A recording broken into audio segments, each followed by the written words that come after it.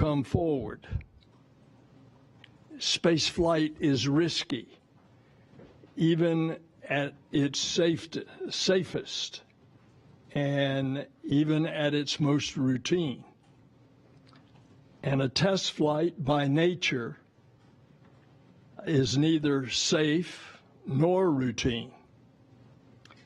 And so the decision to keep Butch and Sunny aboard the International Space Station and bring the Boeing Starliner home uncrewed is a result of a commitment to safety. Our core value is safety, and it is our North Star. And I'm grateful to NASA and to Boeing for their teams, for all the incredible and detailed work to get to this decision. Turn it over to Jim. Thank you, sir. Thank you and Deputy Administrator Melroy for your support along the way, and certainly for being here today. It means a lot. I'd like to communicate to all of you that we've come to this decision using our program, our mission directorate, and our agency level processes. That includes the decisions that happen at the commercial crew program, at the space operations mission directorate level, and the agency level, and includes all of our technical authorities from engineering, safety, medical, and flight operations. As the administrator said, our focus is on safety all the time, and this certainly is no different. The uncertainty in our margins is where we have come to make the decision that the administrator laid out. That uncertainty remains in our understanding of the physics going on in the thrusters, and we still have some work to go. You'll hear more from others on the specifics, but I'll tell you that the NASA and Boeing team have made incredible technical progress in the model development that has gone on, the thruster testing, understanding material properties within the valve, and the complicated fluid physics that are happening inside. We will continue to learn. We are a learning organization, and I think we've demonstrated that here. We'll learn from this effort so that our crews who are at the top of the pyramid on these missions and their families can continue to know we've done that and we'll always do our best. For our team, our programmatic and technical teams, both NASA and the Commercial Crew Program, in the Space Station Program, and our Boeing teammates have worked endlessly to get to launch, and certainly in the past 2 months. They've done this while the whole world has gone on around them. A hurricane through Florida, a hurricane through here, while their homes are damaged and without power, they came to work. Some of them lost family members along the way. Their kids went back to school and life in general went on, but they were here every day working long hours. They have persevered, and I want them to know how grateful I am that they are on our team. This has not been an easy decision, but it is absolutely the right one.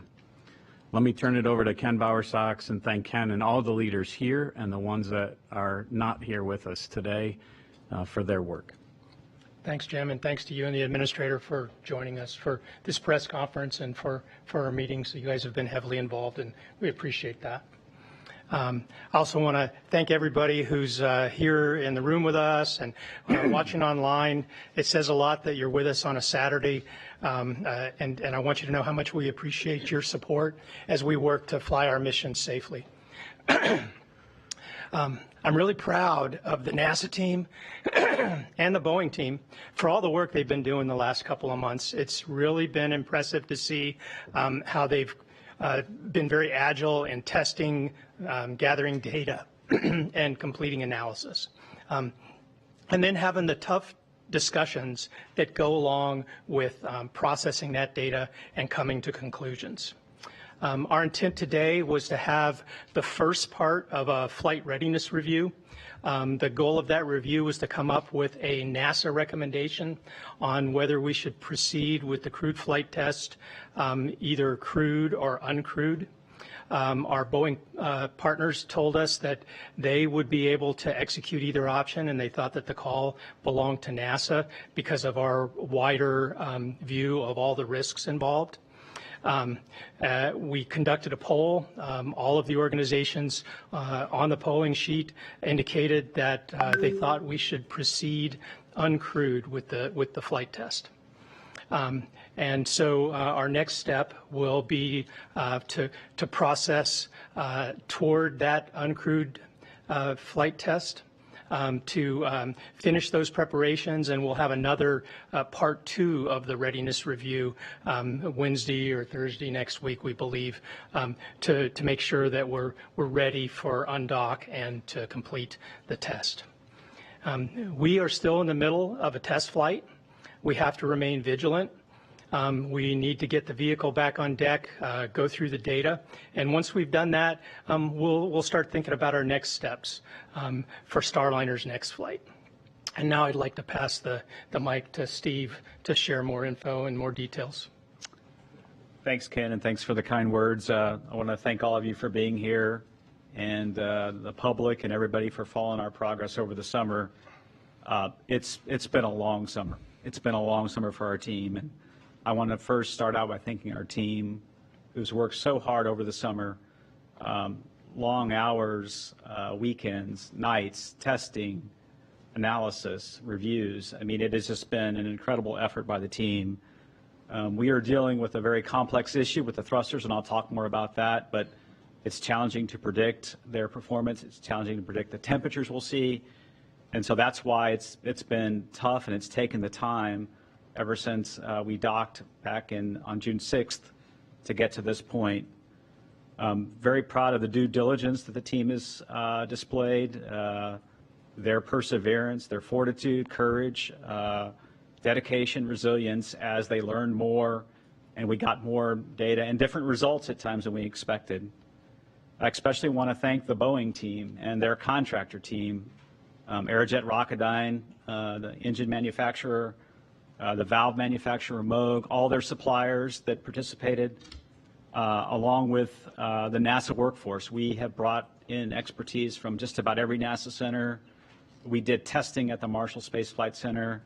Of course, our White Sands test facility did testing on the thrusters. So this has been a huge effort across all of NASA within the commercial crew program and even beyond. Determining the position to bring Starliner back uncrewed was very difficult for me personally. We're all committed to the mission, which we started out, which is to bring Butch and Sunny back. But as we got more and more data over the summer and understood the uncertainty of that data, it became very clear to us that the best course of action was to return Starliner uncrewed. And I'll talk about the other aspects of the mission in a little bit. The bottom line relative to bringing Starliner back is there was just too much uncertainty in the prediction of the thrusters. If we had a model, if we had a way to accurately predict what the thrusters would do for the undock and all the way through the deorbit burn and through the separation sequence, I think we would have taken a different course of action. But when we looked at the data and looked at the potential for thruster failures with a crew on board, and then getting into this very tight sequence of finishing the deorbit burn, which puts the vehicle on an entry, and then immediately maneuvering from that into a SEP sequence to separate the service module and crew module, it was just too much risk with the crew, and so we decided to pursue the uncrewed test flight. The path forward now is to, as Ken said, work toward the Flight Readiness Review Part 2. Well, we review now. We know the scope of the mission. We know it's an uncrewed test flight. We are changing the separation sequence that we planned, and we will review those aspects at the readiness review.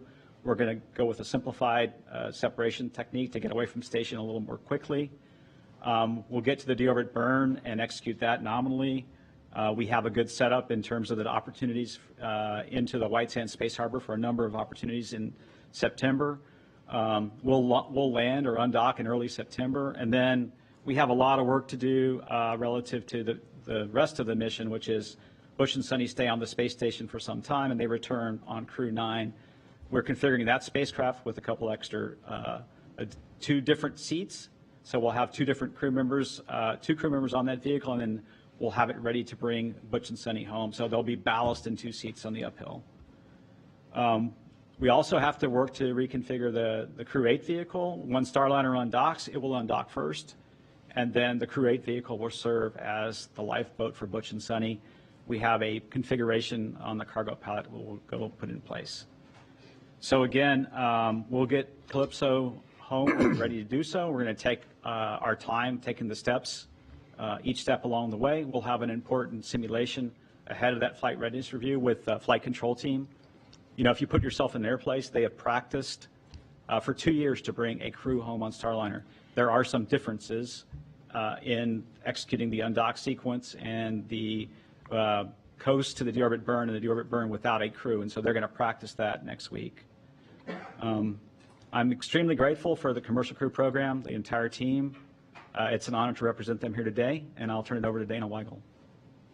Thank you, Steve. Thank you all very much for being here, for your interest in this historic test flight mission and also in the International Space Station. As you heard, with the decision to leave Butch and Sunny on board till February, they'll be with us on station for 8 months. I think most of you know our normal expedition durations are 6 months long, but we have had a number of flights with astronauts who've stayed on board with us for 12 months at a time. So this 8-month stay is very much within our normal operational experience base. While Butch and Sunny are on board, they'll be doing science, station maintenance. They'll execute the SpaceX 31 research and cargo mission, and we may have a couple spacewalks for them towards the end of their expedition. Since they've been up there, they've been a welcome set of helping hands. They've already done about 100 hours of work on 42 different experiments, and they've helped us with some of the critical station maintenance that we've had on board. For us, looking forward, the station team is focused on the planning and the rework for the undock, the Starliner undock. As you heard from Steve, that's targeted for early September. Before we hit that undock window, we're going to do the work to reconfigure the Crew 8 Dragon. We'll probably do that within the next week or so to have that in place for a 6-crew contingency return capability. And just to reiterate, as Steve said, this just gives us a contingency capability after Starliner departs and before the Crew 9 vehicle arrives. Crew 9 with 2 crew will launch no earlier than September 24th. We'll do a normal handover between the crews, and then we'll have Crew 8 undock. After that, we will relocate the Crew 9 vehicle, so that Dragon vehicle will be relocated to open up the forward port for the SpaceX 31 cargo mission, and we're planning that mission somewhere in mid-October. In between all of that, we've got a Soyuz crew exchange. That's happening September 11th will be the launch of 73S. That'll be carrying NASA astronaut Don Pettit, and then Tracy Dyson will go home after that Soyuz exchange. So we've got a lot of busy activities in front of us this fall. On behalf of the station program, I do want to thank the entire team, the commercial crew program, the Boeing team, and all of our technical teams. They've done a tremendous amount of work over the summer, getting us to the point where we have enough data and enough information to make this really critical and difficult decision that we've made today. So very much appreciated. And as I think all of you know, commercial crew program is critical to the success of ISS. So we appreciate everything they've done. And with that, I'll hand it over to Norm Knight. Thank you, Dana. I want to thank all of you for your continued interest in our mission. And I want to echo my gratitude for the teams on the ground, both Boeing and NASA, and our astronauts on board for their tireless work and effort with this test flight over many years, especially during the last few months. You know, with the dedication to, or the decision to fly Starliner home uncrewed, the ground teams will still be fully engaged, ensuring Starliner returns safely. Now, while the teams are hard at work here on the ground, we also have Butch and Sunny living and working 260 miles above our planet. They're giving our teams valuable feedback on Starliner. They've served as an integral part of our on-orbit increment, and they've demonstrated patience, adaptability, flexibility, resilience, and readiness. That's what you get with an American astronaut. They've been eager to contribute to important conversations. They've asked questions. They've seamlessly become part of the Expedition 71 crew, contributing to the important work on board the International Space Station. You know, when you're charting new paths for exploration, there are highs and lows. We all know this. It's part of exploration and moving forward. Spaceflight is hard. The margins are thin. The space environment is not forgiving. And we have to be right. We all know this. This was a tough problem to be solved, and a decision had to be made. I want you to remember, Starliner is a robust vehicle with excellent flying qualities, as evidenced by the manual demonstration accomplished by Butch prior to docking. And Starliner has performed exceptionally well overall, so please don't lose sight of that. This is a test flight, and the thruster issue and the associated investigations will pay huge dividends in the future for human exploration in a great way when Starliner flies again. I am encouraged by the dedication and resilience both the NASA and Boeing ground teams and, of course, our space flyers exhibit. I talked with Butch and Sunny both yesterday and today. They support the agency's decision fully, and they're ready to continue this mission on board ISS as members of the Expedition 71 crew. I would also be remiss not to mention that this decision also affects the Crew 9 mission and the astronauts that are assigned to fly in that mission in September. Crew 9 mission will now configure Dragon for 2 crew members and will provide seats for Butch and Sunny to return. We're also working to finalize those crew assignments and update the training plan. Those decisions will be made public once they are finalized. I would again like to thank all the teams who have designed, built, and now fly Starliner. Going forward, their hard work will continue to pave the path for expanded human spaceflight exploration. Thanks. Thanks, Norm. We'll move into the question and answer portion now. We'll open it up again to folks in the room and folks on the phone. If you're on the phone, press *1 to get into the queue. Please clearly state which of our participants you are addressing in your question, and we appreciate you limiting yourself to 1 question. So with that, yeah, in the back. Mark Strassman, CBS News. This could be for Jim or Ken or Steve. I'll let you decide. My question is about trust. Space flight is a business that's built on trust. You trust that everyone's going to do their job. You have to have trust in all your space partners. Boeing essentially said, trust us. We have a spacecraft that is ready to return astronauts home. And NASA went in a different direction. So how now do you begin to rebuild that relationship of trust with Boeing? You know, I'll start. I don't think it's a trust issue at all. I don't think we're rebuilding trust. I think we're looking at the data, and we view the data and the uncertainty that's there differently than Boeing does. It's not a matter of trust. It's our technical expertise and our experience that we have to balance. And I think Ken said it. We balance risk across everything, not just the Starliner piece. So I don't see it as a trust issue at all. I guess Ken or Stitch. Well, I would say that we've had a lot of tense discussions, right? Because the call was close, and so people have emotional investment in either option, and that gives you a healthy discourse. But after that, you have to do some work to keep your team together, right? To keep your team restored and ready for the next issue. And I'll acknowledge that we have some work to do there. It's pretty natural whenever you've had a difficult decision to make. But we're aware of it, and we'll work it. And we're committed to continuing to work with Boeing. Steve, anything you want to add? Yeah, I wouldn't necessarily call it trust. I would call it a technical disagreement where we get a group of engineers together and they disagree on the risk level of what could potentially happen to the thrusters. Boeing did a great job building a model. Now, the question is that model good enough to predict performance for a crew? All the work we've done is really important also for bringing this vehicle back. We want the vehicle to come back uncrewed. It needs to land at the White Sands Space Harbor, which is where the opportunities are setting up in September. And all the work that we've done, both on the NASA and Boeing side, give us confidence to bring the vehicle back. It has to execute a deorbit burn. It has to do all the things we need it to do, undocking from the space station safely. So I think together we have worked toward that part. There's just a little disagreement in terms of the level of risk. And that's kind of where it got down to. And I would say, it's close. It's very close, and it just depends on, how you evaluate the risk. We did it a little differently with our crew than Boeing did. So.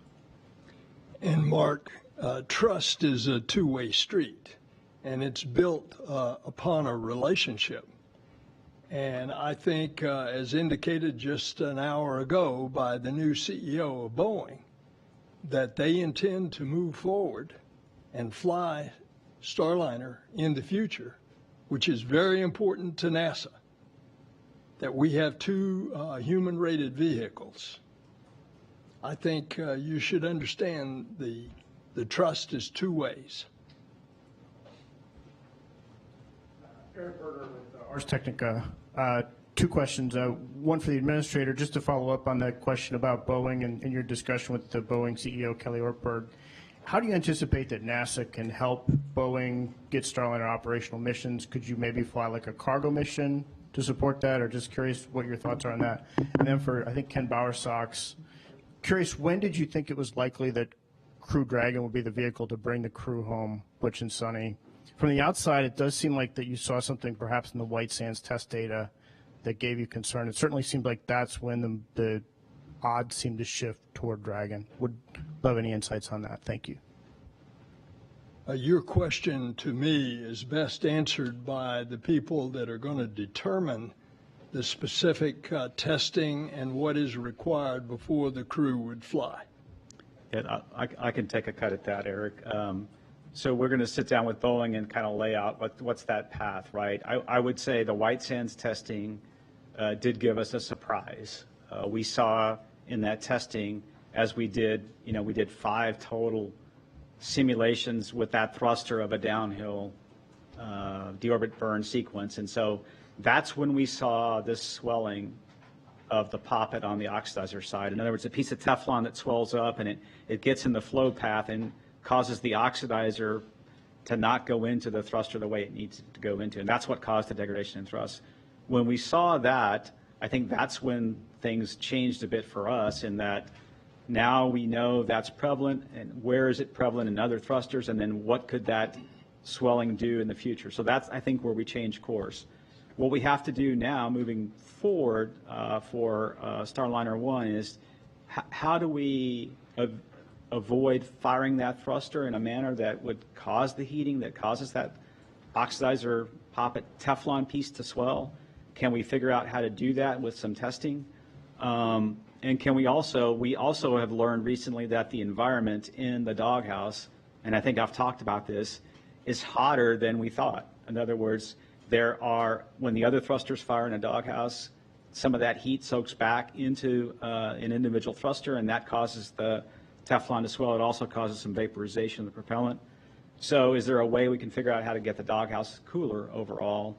And then thirdly, we see crosstalk sometimes when an OMAC, the orbital maneuvering engine, the big 1,500-pound thruster fires, it then causes heat on one of the adjacent thrusters. So we've got to sit down and go through all those details with Boeing, with Aerojet. The teams have been so focused over the last couple months at understanding the physics and what's going on, which we have a much better understanding of that now. Now that we have that understanding of the physics, I think we can move forward and start to find mitigations for future flights. See if Ken has anything to add. Well, for me, the White Sands results I thought were a gift. It was just great to have that data. And I really thought it might help us convert. I've seen it with a few of our discussions where we have people in different camps on a risk decision. We gather more data, and then a piece of data comes in, and we come together, and everybody agrees that we take one path or the other. And I thought we might get there until probably about a week ago, I'd say. That's where it started looking like, hey, I just don't think we'll get there in time for bringing Starliner home in a timely manner. With more time, we might have gotten a lot smarter, but we're just at the point where we need to bring Starliner home, take all the data we can, and keep moving forward, I think. Next question is from Marcia Dunn on the phone lines. Marcia Dunn from Associated Press. Yes, hi. For you, Ken, I'd like a little more information on how the opinions were split. Was it 50-50, 75 to 25% in favor of SpaceX? If you could just characterize the numbers for and against, and also if you could discuss the mood in the room today. Thank you. The polling was unanimous amongst all the NASA folks. Boeing expressed the ability to either work crewed or uncrewed. They believe in their vehicle and they'd be willing to bring a crew home on it. We had some NASA folks that took a broader view of the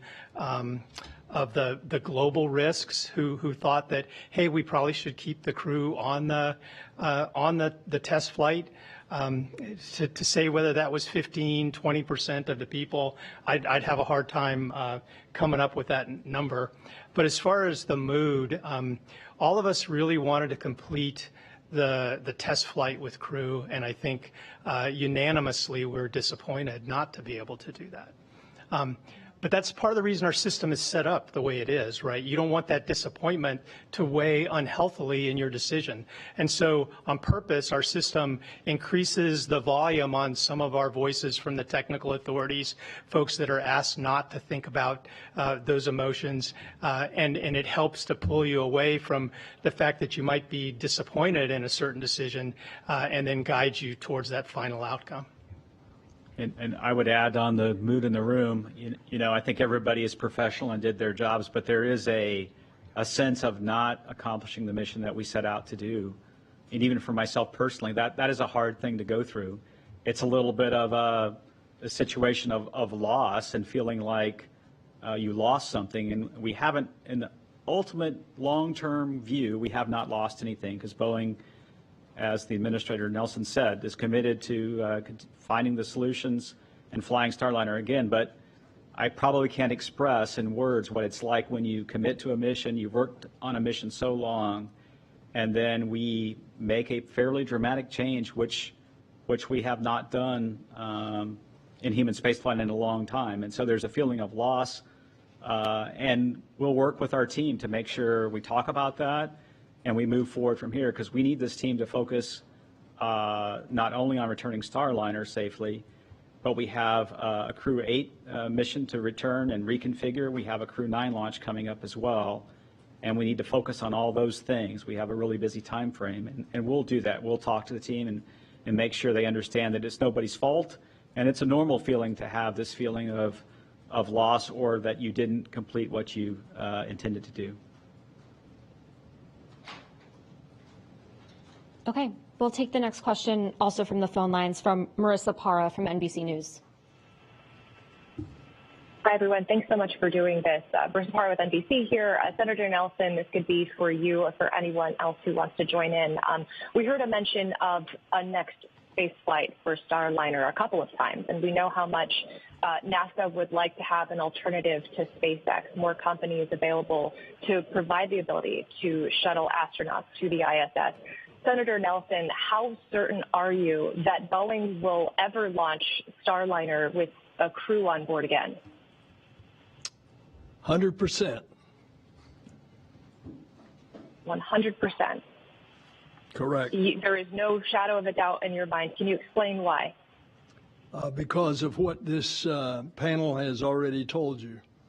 The extensive cooperative working relationship between NASA and Boeing, of finding the problem, but knowing that the uncertainties are what held up the crew getting on Starliner to go home, and a certainty on my part that we will find out the uncertainty, and Boeing's willingness to carry through on this program.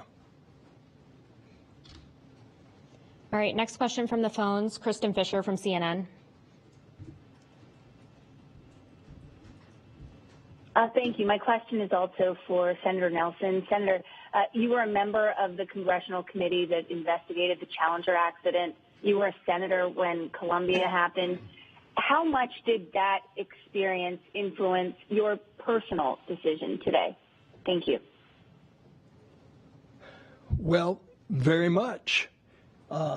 It has affected the decision today by this collective group and all of those that participated in the flight test readiness review this morning.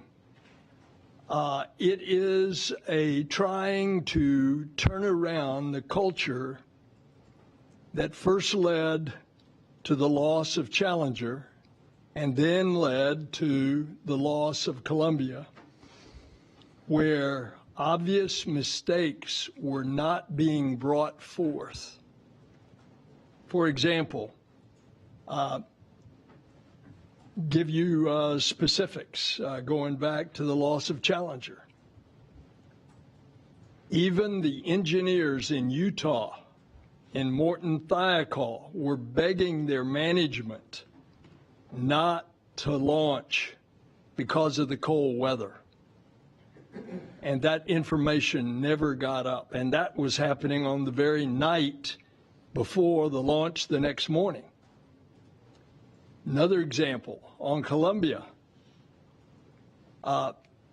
astronauts would get through with their flights and they'd inspect the orbiter, and they'd, as a matter of fact, my commander, Hoot Gibson, said he'd look at subsequent flights and he would look like that a shotgun had been shot on the delicate silicon tiles because of so much of the foam shedding off of the external tank.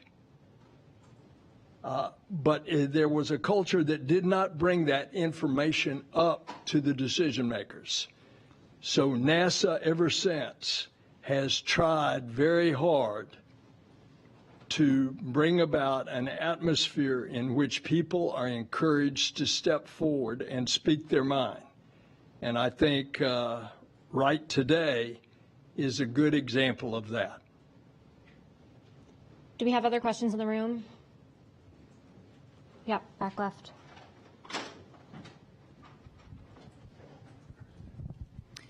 Good morning. Cheryl Mercedes here with KHOU here in Houston, Texas. Any of you can answer this question. Just really simply state it to the folks at home who have no idea what these two astronauts are experiencing right now up in orbit. All they're hearing is the technical stuff and what we're reporting. What do you have to say to those folks who are saying, man, these guys simply are going to miss out on the holidays with their families at home?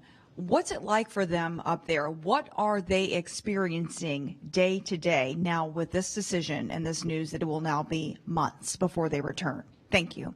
I'll jump in on this one. First off, all the astronauts on station are professionals. All those qualities I talked about with Butch and Sunny, that's exemplified in every astronaut that flies to the International Space Station. They're professionals. When they launch, they know that there are circumstances where they can be on board for up to a year. So mentally, you know that you could be in that situation. Now, once you're in the arena, obviously, it's a little different. It's challenging. It's disappointing that they're not coming home on Starliner, but that's okay. It's a test flight. That's what we do. They knew those risks going in, but we keep them very busy. There's a lot of science and research going on the International Space Station that Dana can elaborate on and has elaborated on. We keep them busy. We keep them working, and they are continuing to pave the road for human exploration going forward. So it's great. They're part of the crew, and they're doing fine. What do you say to their families? I care deeply about their families. I know this is a huge impact to their families, and it means a lot.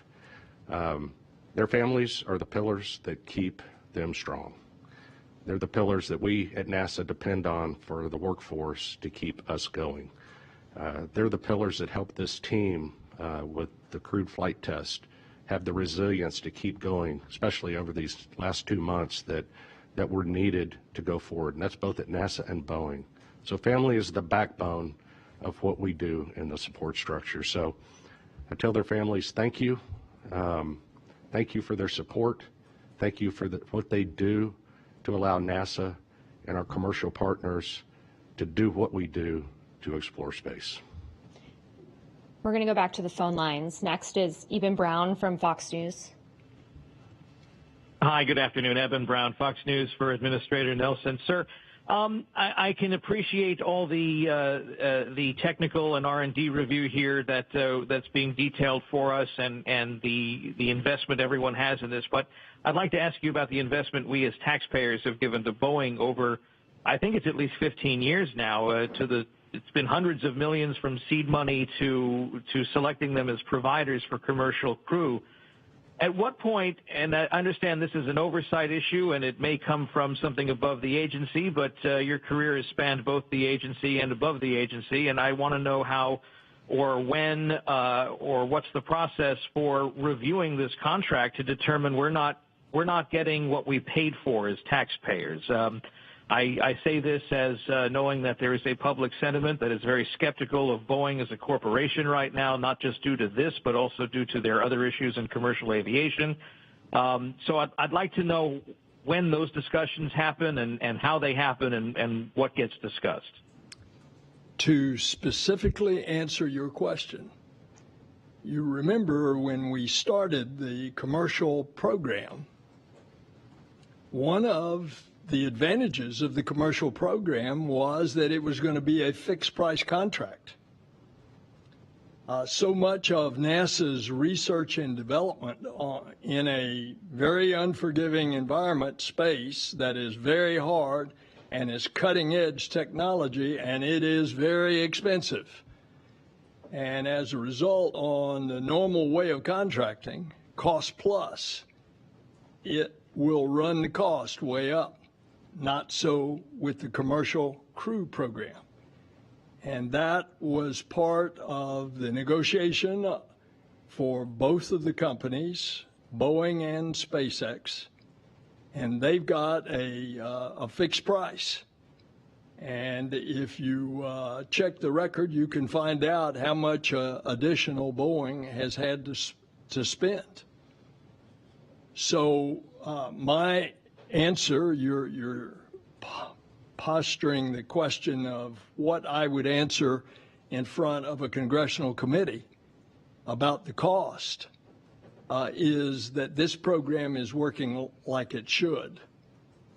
Now, if your question portends something else, then speak it, but I think that's what you were getting at. Okay, we'll go to Joey Roulette from Reuters. Thanks. For Bill Nelson, did Kelly Ortberg say when you talked to him whether Boeing would pay for an additional test mission before Starliner gets certified? And for Steve or Ken, I'm reading some contract language from Boeing's most recent modification that says it kind of broadly defines certification as coming after Starliner flies astronauts to and from the ISS. And so I know there's a lot of data that you guys are going to get on the return leg, but since it's coming back empty and based on what we've seen so far, will NASA want to see Boeing fly an additional test mission before it gets its certification, or might NASA change those requirements and certify Starliner anyway? Joey, it did not come up, nor would it have been appropriate for, in a conversation of which I'm alerting him as to what the decision of the Flight Test Readiness Review was, that we would get into those matters. Yeah, we've started looking at the flight test objectives, what we have already accomplished on this flight and what's remaining. We have not, made a total determination yet of what objectives are in front of us or what we've fulfilled. We'll take a little time to do that. I don't think we have decided on the path yet of another crewed flight test. We have gotten a lot out of this vehicle so far. It's been on orbit now for 2.5 months, which we didn't intend, so we've got a lot of data out of that. We'll have to sit down and talk about the certification aspects after the flight.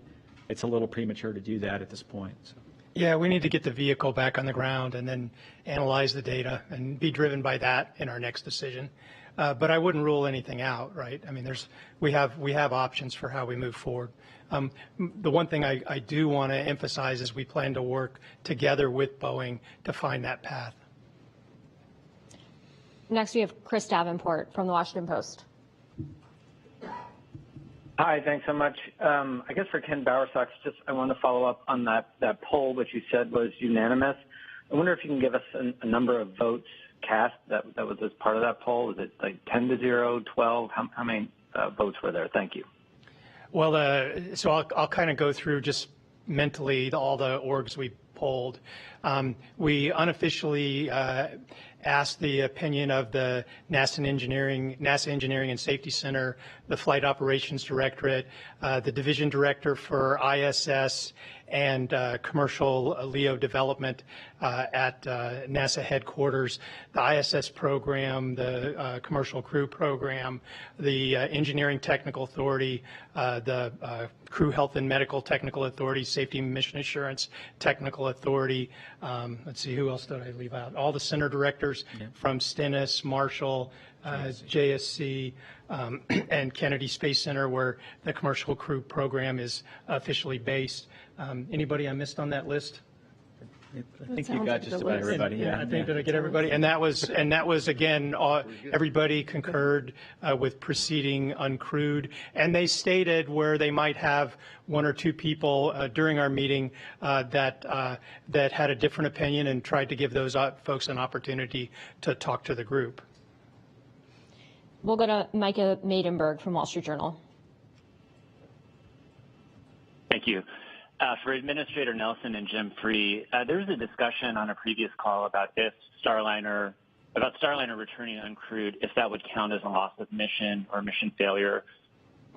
What is your view on that? And if you don't agree that it would be a loss of mission or mission failure, could you please explain why? Thanks.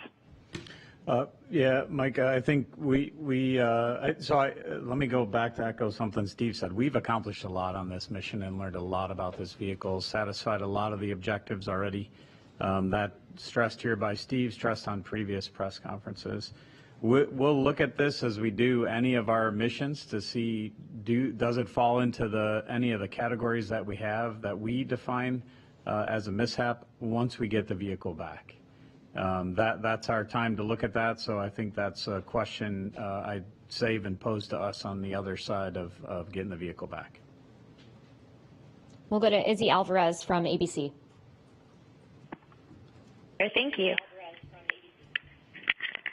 Can you please tell us in layman terms why NASA chose SpaceX to bring Sunny and Butch home? How did you come to that decision? I can take a cut at that, and we'll see. When we looked at, first of all, we looked at the risk of putting Butch and Sunny on the Starliner vehicle due to the issues with the thrusters that we've talked about. And so when we looked at that risk, we said that risk was due to the uncertainties, due to the inability to predict with certainty the thruster performance for the rest of the mission, including holding the orientation of the vehicle for the deorbit burn and then maneuvering the vehicle for the separation of the crew module and the service module. When we came to that conclusion, we started looking at what other options, Dana and I both did, what options do we have, because these missions are really jointly shared between the ISS program and Commercial Crew Program. And as we started looking at various options, it was obvious to both of us that the easiest and best option was to configure the Crew 9 vehicle with a couple empty seats on the way uphill, to put ballast in those seats. SpaceX had that capability. We also knew that we had a spacesuit on orbit already that we could utilize for one of the crew members. They've tried that on, and that spacesuit works. Both crew members tried on a spacesuit, so we have a spacesuit now we're going to launch for one of the other crew members on Crew 9. And then we really wanted to give the crew, a suited return like we always have in U.S. space flight. So when we started to weigh all those options, it became very obvious that Crew 9 was the best option. Fly up 2 empty seats, have Butch and Sunny join the increment crew and return on Crew 9. That just became the easiest, the best option, and the most efficient option for all of us. And I'll see if Dana has anything to add. Yeah, I would just add that, knowing that this was a test flight, we made the decision a couple of years ago to train and keep Butch and Sunny current with all aspects of station, some of the most complex things we do, spacewalks, robotics, some of the research. So we had them trained. They've obviously flown to station before. They've done long duration missions, both of them have.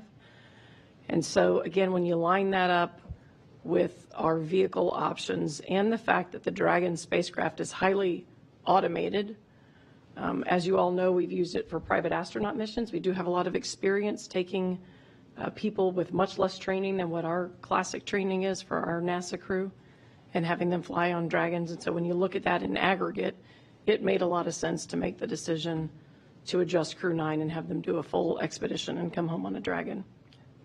And one thing I'd like to add, a major goal of the commercial crew program is to develop not just the capability to go back and forth to space station, but a generic capability to go back and forth to low Earth orbit to develop a commercial capability. There's two reasons for that. One is dissimilar redundancy. So you have this option where if there's a problem on one vehicle, you might not have the same problem on another vehicle. So you could use them for a return or perhaps keep them flying while another vehicle is working through recovery from some sort of a problem. But it's also to provide some competition in the environment. And competition is healthy in a lot of ways. It causes you to develop your technology. It causes you to get better pricing. And we would like to have that competition in the future. So that's why we have more than one provider we're trying to develop. Next question is from Kenneth Chang from the New York Times. Hi, thank you. This is, I guess, is for Administrator Nelson. You expressed confidence that Boeing will continue, but it's also a price contract, so potentially they could lose. They've already written up $1.6 billion. Are you saying that you're confident that they will continue to write off money, losing money on this? And I guess the second question is, has there been any discussion with Aerospace about converting Dream Chaser for crew? Thank you. On Sierra, I will let somebody else answer that.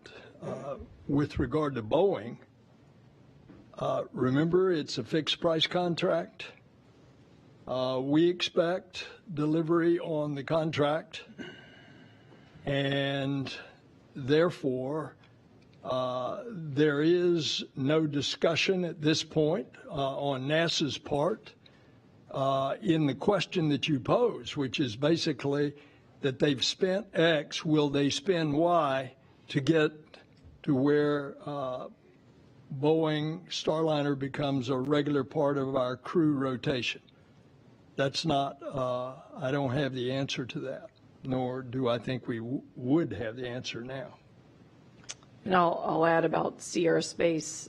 Sierra's working very hard on their first maiden voyage of the Dream Chaser. That's a cargo mission. They've got the vehicle down at Kennedy, and they're working through test and final assembly. So it's the plan that they fly cargo missions to station through the rest of station. And in fact, that's the scope of the contract that we have with them to provide cargo capabilities. There is no existing contract with the agency for crewed capability, which doesn't mean that that's not a possibility somewhere in the future. In fact, Sierra has their own goals about moving in that direction in the future.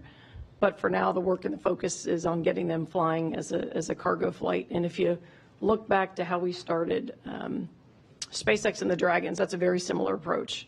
We started with cargo flights first. We flew a number of flights, and then they eventually evolved into the crewed version of the Dragon. Next question is from Lauren Grush from Bloomberg. Hi, thank you so much. I'm wondering, can you walk us through what modifications, if any, will be made to Starliner ahead of its return now that it doesn't have a crew on board? And will NASA be flying that return any differently or watching for anything specifically now that it's performing this return without a crew? Thanks.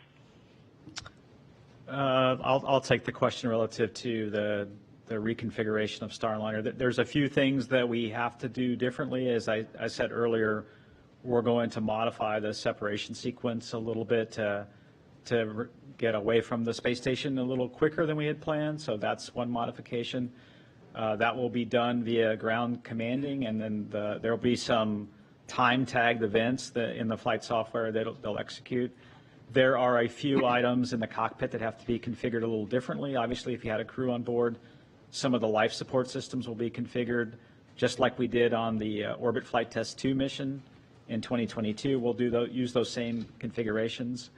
Obviously, we've got to do a little bit of planning relative to the center of gravity without the crew members being in the seats. So we've looked at that already, and that doesn't appear to be a big problem. So we've got a few things like that to go work on. The teams have been really laying out all that data. The ground teams will have a little bit different set of flight rules to operate from. So they'll have that ahead of them. But there's a few minor things to the spacecraft to reconfigure, and we're already in the process of starting that work. Next question is from Will Robinson-Smith from Spaceflight Now. Yeah, hi. Thanks so much for taking the time to speak with us today. Question, I believe, for Dana Weigel, perhaps Steve Stitch. In one of the previous briefings, it was discussed that I think the Russians wanted to see, it was 1 or 2 successful full crew rotation missions of Starliner before they would put one of their cosmonauts on the spacecraft. Has the agency had the opportunity to talk to Roscosmos about the path forward and what the options will be for flying cosmonauts to and from the space station with Starliner at this point? Thank you. Sure. Our focus with all the international partners, as you can imagine, discussions about what's happening on board or changing launches or operations on board involve not just our NASA team, but the entire international partnership. And so similar to the discussions you've heard today, the focus has been on the decision immediately in front of us with what to do with Starliner crewed or uncrewed. And in fact, when we ended the review today, I sent an email out to all of the program managers across the international partnership so they understood the decision. So they've been following along with us. In terms of Roscosmos thinking about our integrated crew exchanges and flying on the Boeing vehicle, they have always maintained that they want to see a few successful flights before they fly crew on it. I don't expect that that'll change, but we're not actively having those discussions right now. Right now we're focused on what to do with Starliner, but of course those are things we'll talk about in the future. Next question from Irene Klotz at Aviation Week. Thanks very much. I think this is for Steve. As far as the thruster issues, considering the return of the spacecraft and the performance during OFT 1 and 2, is the primary concern now that because there was the overheating during the approach to station that there's some uncertainty on how these thrusters are now going to perform during the deorbit? And can you also just give us an update on what the status is on Boeing's preparations to return Starliner without crew, and what, if any, additional risks to the spacecraft are, and granted those are far below risks to crew, but if there are any additional risks at this point in bringing Starliner back uncrewed, since that's not the nominal plan? Thanks. Yeah, good questions, Irene. What I would say is that the thrusters on this flight relative to Orbit Flight Test 2 have experienced higher heating. We had more thrusters fail off, more thrusters see degradation. In fact, one of them failed off, and we haven't hot-fired that. We did 2 docked hot fires at ISS, and we've chosen not to utilize that thruster at all. But they've experienced a little more stress, I would say, than the previous flight, even though the deorbit burn was successful on OFT. The first orbit flight test and the second one, these thrusters have experienced more stress, more heating, and so there's a little bit more concern for how they would perform during the deorbit burn, holding the orientation of the vehicle, and then also the maneuvers required after that. We've also learned in the starboard doghouse in particular, there is extra heating that we have just discovered in the last 2 weeks. And looking at the data a little more closely, anytime an orbital maneuvering thruster fires in that doghouse, there's higher heating. And so we had 1 thruster on OFT2 in 2022 fail off after the deorbit burn. It would not surprise me to see one of the starboard aft thrusters in that doghouse fail off in the deorbit burn for this flight. So I would say a little higher heating, a little bit more thermal, and a little more uncertainty now that we understand the physics a little bit better for crew return. In terms of the preps of the vehicle, we've been getting the vehicle prepared. The team is on the ground, really has gone through and looked at the flight software that's on board. Is there any changes that need to be made to mission data loads? This technique of using a very simplified step sequence has minimized the changes required on mission data loads. They're going to take the actual software that we plan to use and put it through its paces in the facility that's a hardware software integration facility that Boeing has. The team has been doing practice runs in a training facility. When I say the team, the ground team has been doing runs just to make sure they understand the differences between the uncrewed and uncrewed. And really, I think it's, I would say, unconnecting muscle memory almost. If you've been training for 2 years to do things a certain way with the flight control team on the ground, with the crew on board, where you can make calls to the crew to do certain actions, they now have to take those actions. And so they've been doing those practices. And there's an integrated simulation next week on Wednesday with the ISS flight control team. The undock sequence is always an orchestrated series of events between how ISS gets configured, how we depress the interface between Starliner and the ISS, how we configure the guidance navigation control for the space station and the software. And so they're going to do that integrated practice next Wednesday. And we'll take our time. If that goes well, you know, we'll pick an undock date. And if it doesn't, we need more simulations, we'll go ahead and pivot. We've laid out a schedule that allows us the opportunity to have some flexibility in Starliner undock, and that's been very important for Dana and I. Next question is from Jeff Faust from Space News. Good afternoon. Question for Ken Bowersox or Steve Stitch. You mentioned earlier in the briefing that it was a very close decision on deciding to bring back Starliner uncrewed. I'm wondering if you can quantify that in some way. Was there some particular piece of data or missing piece of data that really swayed that decision, that very close decision? Thank you. So I'll give it from my point of view, the answer, and then Steve can weigh in. If you look at it, we knew going in that the crewed flight test was probably a little higher risk than a typical rotation with Dragon, where we've flown multiple flights. That's why we called it a flight test, right? We had the issues coming uphill, and that raised our risk level and our uncertainty in how much more risk there was. Anytime you change from your nominal plan that you've spent years developing, you increase risk on the other side. And the type of risks I'm talking about are something that we've analyzed for contingency return with the crew on the middeck of the Dragon, or the necessity of sending up new suits where the crews weren't able to try out the pressure suits on the ground so that they would have suits on the Dragon. Those types of things raise your risk a little bit on that side. And so now both of your risk levels have gone up, and you knew going in that one was a little bit higher, and you've got uncertainty on just where it fits. So you have to really dig in to understand what the baseline risk change is. And that's what the team has been working so hard this last couple of months. For me, one of the really important factors is that we just don't know how much we can use the thrusters on the way back home before we encounter a problem because of the heating effects that happened on the way uphill. But Steve can tell you a lot more. Yeah, thanks, Ken. Yeah, I'll just mention a couple things. One, we had some thruster experts come in and talk to us a few weeks ago, and we are clearly operating this thruster at a higher temperature at times than it was designed for. I think that was a factor that, as we started to look at the data a little bit more carefully, we're operating the thruster outside of where it should be operated in.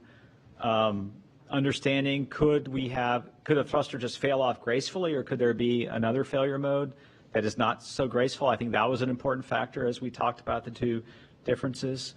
I mentioned the starboard doghouse, and so for some reason the heating is higher in that starboard doghouse that we do not understand. When an OMAC thruster fires, the other thrusters get heated at a much higher rate than we expected. We don't have a closed loop model to predict the performance. We worked very hard of trying to anchor a model based on what we saw at White Sands, and then knowing what you had in the uphill phase, knowing that you have a model that can replicate what we saw. Can you predict the downhill? We really just couldn't get there over the last number of weeks. Also, how close we were to a cliff. In other words, we've damaged the Teflon on some thrusters. So when we start to fire them again, will that damage repeat or get back to a point where now the thrusters are at the levels we saw on the docking day very quickly? And then really it's the consequences of failure. When we started thinking about the kind of failures we might get, we had those on docking day, and those were even though we were 200 meters from station, it's a very benign environment. This sequence, when the deorbit burn has to execute and then you get into the SEP sequence, it's a very rapid sequence from the completion of the burn to then getting into the separation a number of minutes later, and there's no real time to reconfigure. So when we laid it all out, that's where the preponderance of the risk was to not put a crew on the vehicle.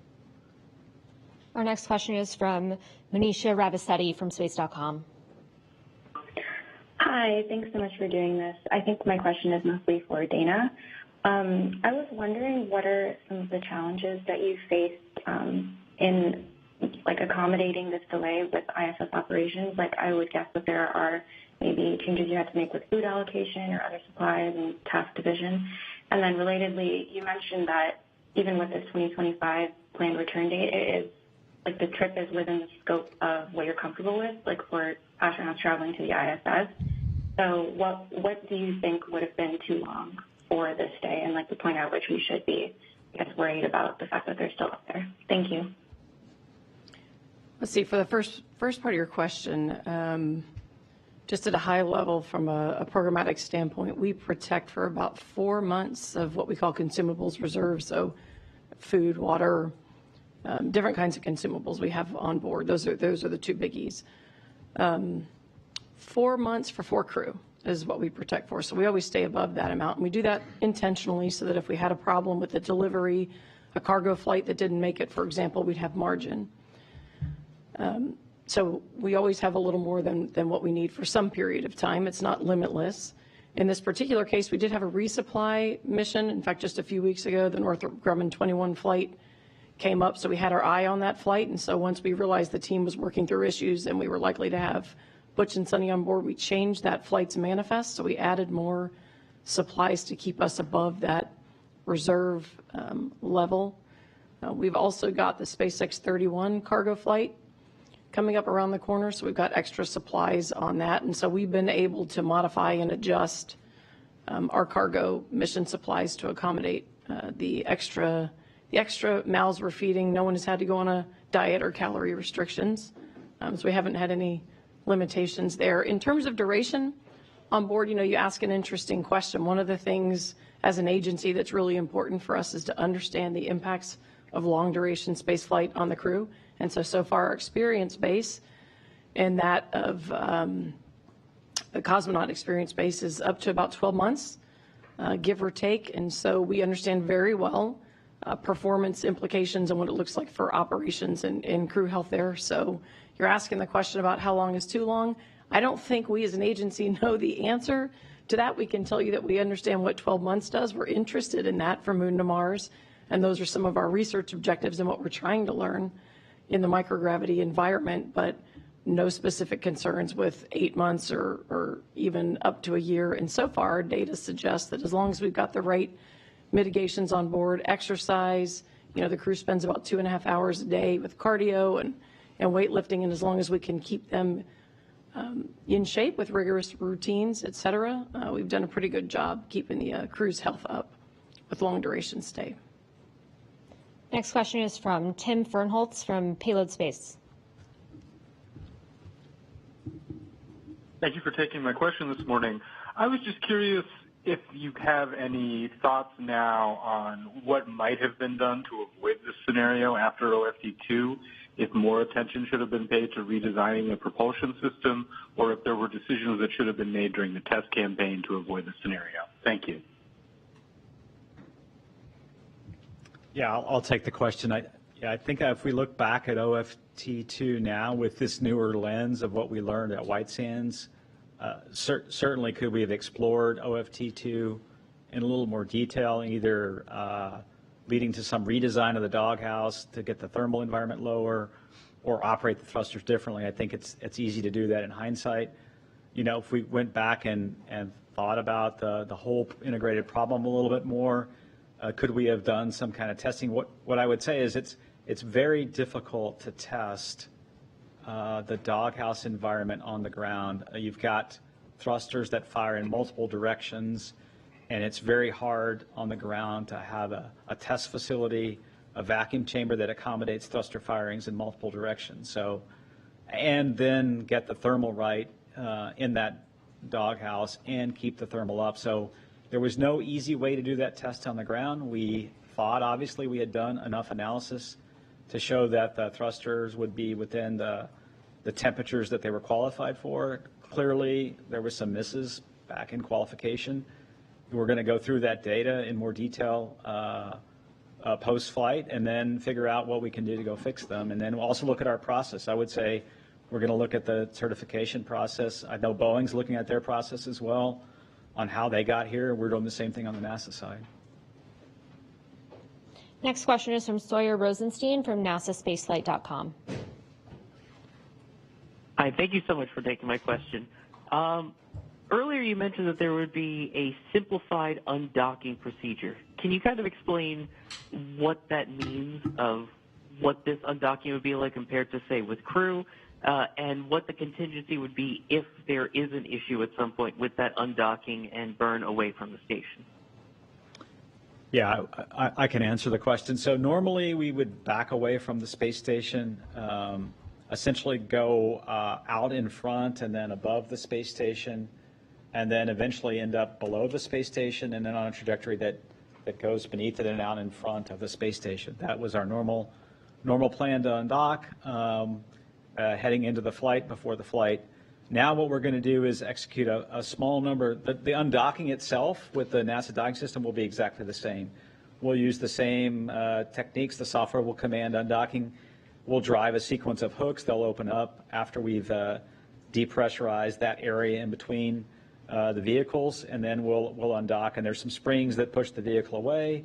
What we'll do is we'll go through a SEP sequence that puts us on, I would say, what's called a posigrade trajectory. And so we'll end up going, essentially phasing out behind the space station to a safe distance, and then we'll get away from the space station and execute the deorbit burn. So we've used that kind of SEP sequence in the past in other vehicles. We've tested this SEP sequence. It is already in the software. It's one of the breakout sequences that are already in the software. And so what we'll do is just go command that sequence early and use that to get away more quickly. And so it's pretty simple, pretty elegant. It was a great idea by the Boeing team. Our next question is from David Curley from Full Throttle. Thank you very much. Steve Stitch and Bowersox. I think I heard Stitch say that White Sands testing was kind of the turning point for you, and I thought Bowersox kind of went in a little different direction there. And it seems to me that Boeing and NASA drew different conclusions from those tests, NASA believing that there were potential for losing some of the thrusters. Boeing said at the time that they got pretty close to root cause and were probably within reasonable risk to use them. So did you get to two different conclusions? And was it actually the key factor, the White Sands test, that led to this decision today? And did I hear that you're not ruling out the potential of a four-person crew for a next Starliner flight? So let me start with the first question. I think Steve was talking about how we process the data. I was talking about being encouraged by the fact that we had new data. Anytime you have new data, it means that you can analyze it and find out that things are proceeding well, and you can converge the team with that new data. What Steve found was maybe a little bit different, and that's why it probably sounded different how we reacted. Yeah, I would say at White Sands we were excited, and that was really a turning point in that we were able to replicate the loss of thrust. We simulated the uphill profile, in other words, how the thrusters fired from the launch sequence into on orbit all the way to docking. We did two of those uphill sequences, and then we did a number of downhills. And so we were encouraged when we saw that we could actually see thrust degradation in those downhill runs.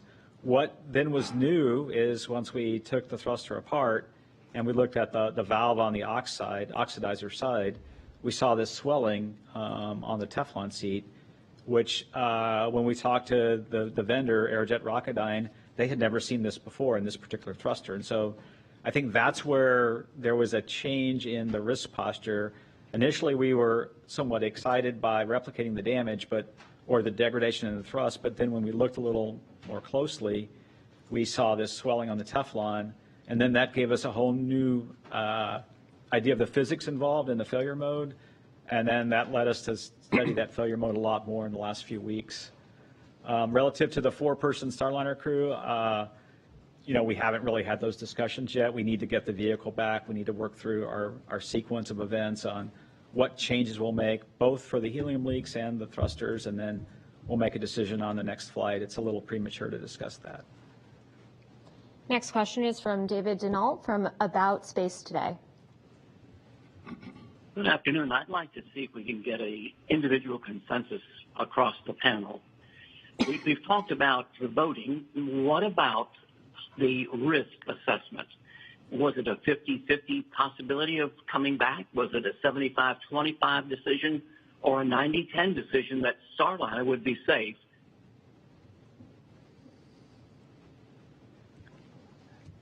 Well, Starliner still has to come back uncrewed, right? And we believe that Starliner coming back uncrewed, although higher than the risk we'd be willing to take to put crew on it, is a reasonable thing to do to finish the test flight and gather the data that we want to gather. To give you a percentage on polling or how people feel, I think that's pretty tough to do. All I can say for sure is that when we polled today, all the people that we asked from the senior management of the different organizations that are involved with human spaceflight, they all concurred that we should have the crew come down on a different vehicle than the current Starliner. Our next question is from Marvin Marshall from the Space Report News. Hi, good afternoon. My question is for Administrator Nelson. I'm speaking on behalf of millions who share, the same concern.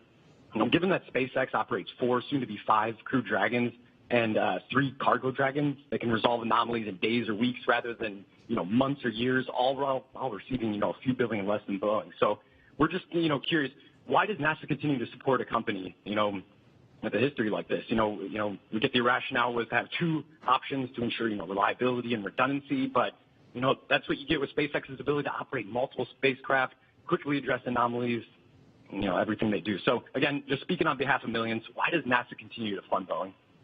What is your question? Why do we continue to fund Boeing? What are the problems when SpaceX? Is your question, why does NASA continue to fund Boeing? Yes. For the obvious reason that, number one, we need 2 spacecraft to have the redundancy in case one is not available to take crew to and from the International Space Station. Number 2, this is according to an arm's length contract, and a contract that is a fixed price contract. And number 3, Boeing has been a great partner for NASA over the years. As a matter of fact, the big space launch system, the SLS rocket, is overall managed by Boeing, and there has been a long history with Boeing. The 4th reason is that they were the successful bidder along with SpaceX, because we had wanted 2. So for all those reasons, that's why NASA does business with Boeing. Sorry, I'd also like to add, Boeing operates the space station for us as well as the prime contractor for space station, and that's in its 25th year. So we have a long and storied history with them there also. Yeah, Boeing's been a great partner with us on Space Station, and I think the key word is partner. A lot of people want to focus on the contractual relationship where we're buying something from a company.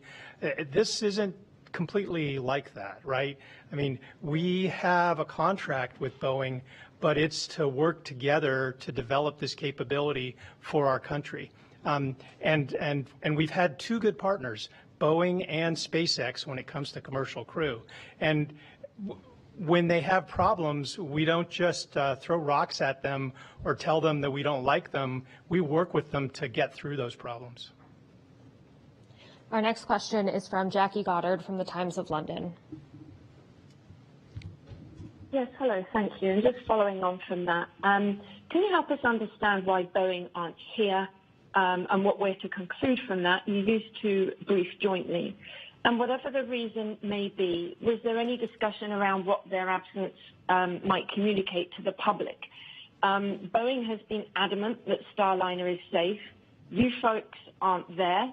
We hear that the legacies of Challenger and Columbia have helped to guide your caution at NASA. So how concerned should the public be at the implication that that learning curve at Boeing possibly differs? Thank you. Well, I'll take the first part, and it looks like Jim's getting ready to take the second part. But the reason Boeing's not here is it was a NASA decision today, crewed, uncrewed. That was the focus of this review, and so we thought it was reasonable to have just NASA on this panel. Jim, anything you want to add? I think that's correct, Ken, and then I'd add, I think Ken and Steve have characterized that Boeing was part of the decision process. They've characterized what Boeing's position was, so and we're here to communicate the overall NASA position. Next question is from Natalie LaRoche from the Boston Globe. Hi there. Thank you so much, everyone, for the answers to your questions. It was mentioned earlier that their families are their pillars of strength right now. I was just wondering how apprised their families are in this whole process, and if you could describe what their spirits are during these times. Okay, I think if I heard your question right, it was how the families are doing and how we support the families. Again, as I said previous, families are the pillars of strength and support. Their families are doing well. Their families understand, just like the crew members when they launch, there's always an opportunity, there's always a possibility that they could be up there much longer than they anticipate. So the families understand that. I'm not saying it's not hard. It is hard. It's difficult. You have to adjust for that. We have a support structure for the astronauts, and it's there to support the families and the crew members on orbit. So they're doing well.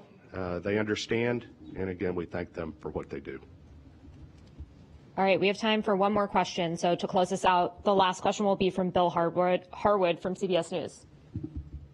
Yeah, thank you very much. A question for Senator Nelson, if I can. All my technical questions were answered, so I have a political question for you.